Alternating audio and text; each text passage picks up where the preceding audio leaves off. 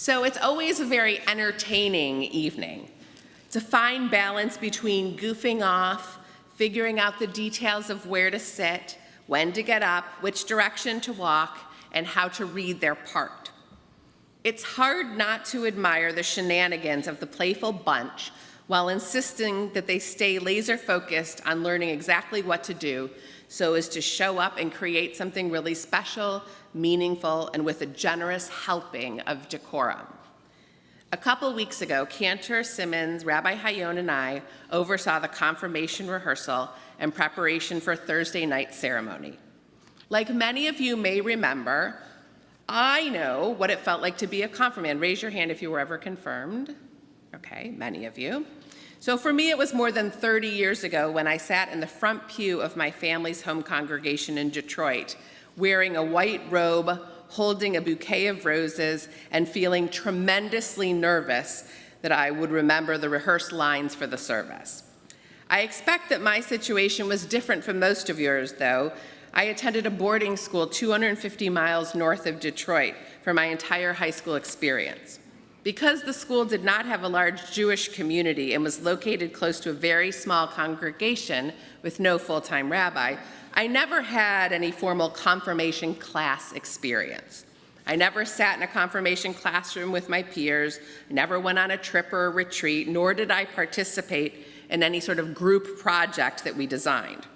Instead, I sort of did independent study, assignments completed from a long distance with occasional meetings with our educational director of the religious school when I was home from Interlaken on school vacation. I don't really recall the process being so meaningful, but rather a mechanism to achieve the goal of being confirmed with my class. That was important to my family.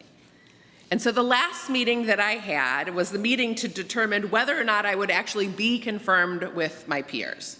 I recall going into the meeting with tremendous angst and wondering what I was going to be asked.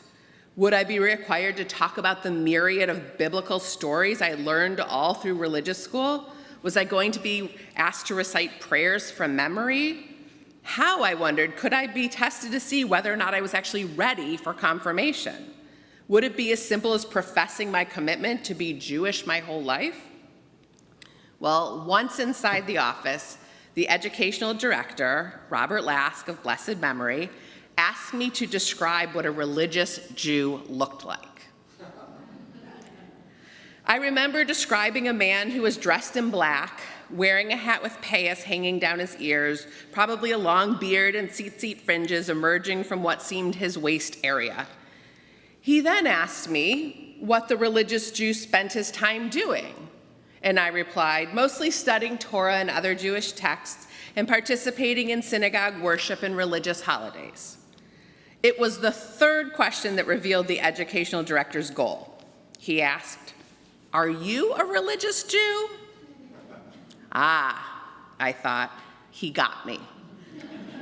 Based on the description I had just laid out, I could never be a religious Jew. To begin with, I was no man. The teacher then helped me to examine my own Jewish identity and how I was a religious Jew in my own way, and that was just as valid as the traditional Orthodox model that I had spent so much time describing. I guess it's also probably important to share that at the time of my confirmation, I was 100% sure I would one day attend medical school and become a successful physician. You see how that has worked out.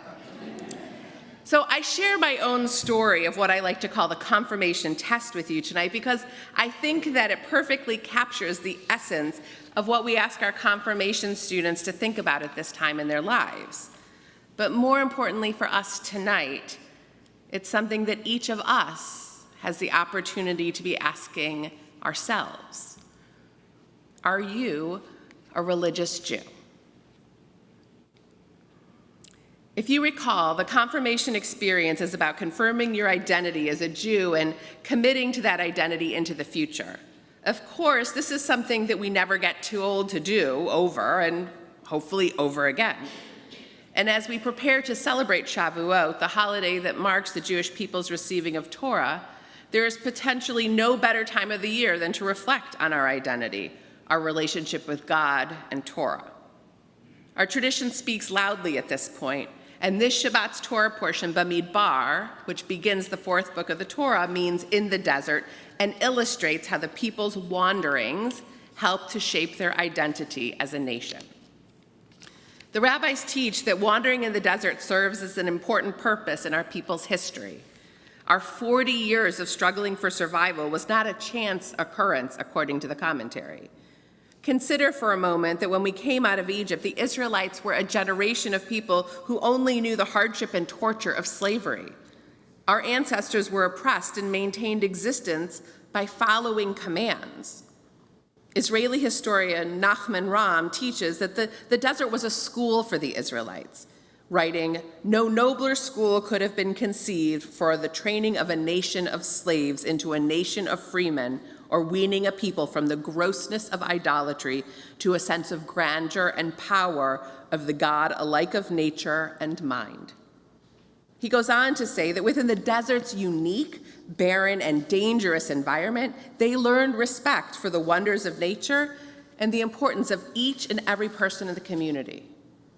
No longer slaves, they must now bear the burden of their survival. Their journey teaches them mutual dependence and loyalty to one another and to the ethical and ritual commandments that are meant to uplift life with sacred meaning. I suggest that each one of us can view our experience in similar vein.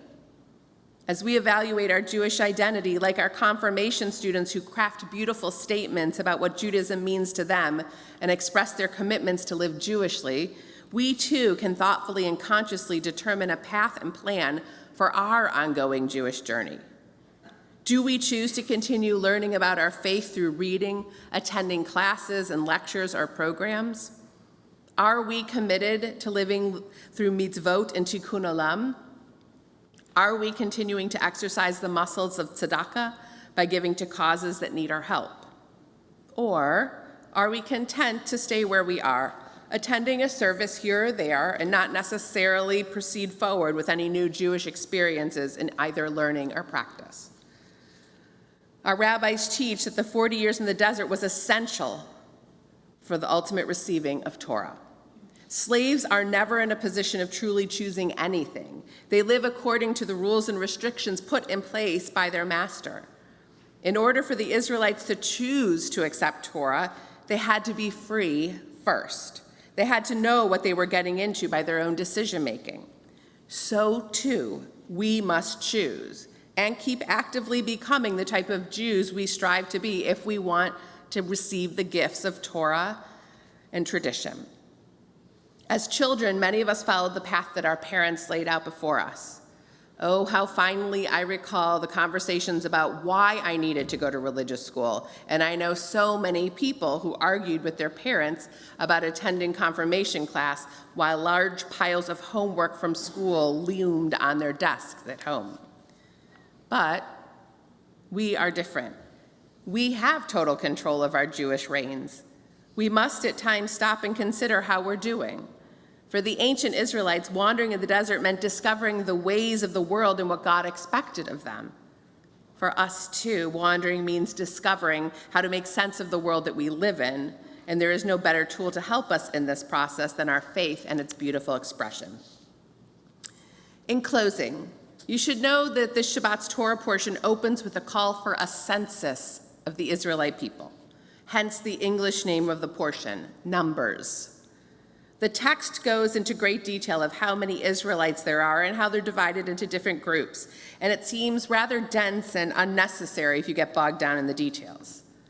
But each year as I reread the portion, I like to envision new names etched into the scroll.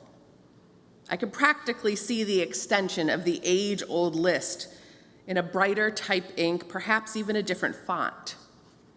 Those names, they are our names.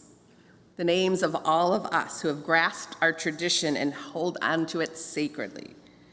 It is a list of people who are not only Jews because we were born to Jewish parents or because we choose Judaism, but rather because we confirm our Judaism every day through Torah, worship, and deeds of loving kindness.